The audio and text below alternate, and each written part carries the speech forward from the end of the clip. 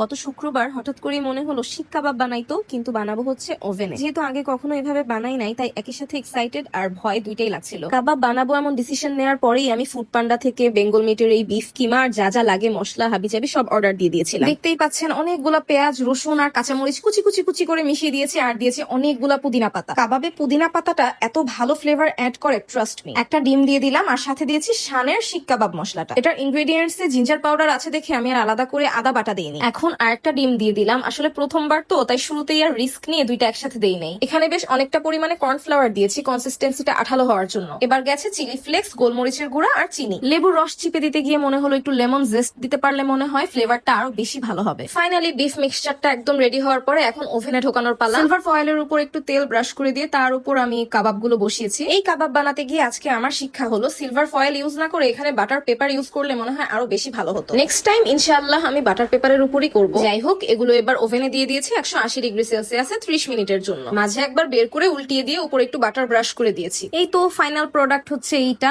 Please কেউ জিজ্ঞেস করেন না শিক কাবাবের ভেতরে শিক কোথায়। এটা হচ্ছে শিক ছাড়াই শিক কাবাব, যেহেতু শিক কাবাবের মশলা ইউজ করেছি। ওকে, আল্লাহ হাফেজ।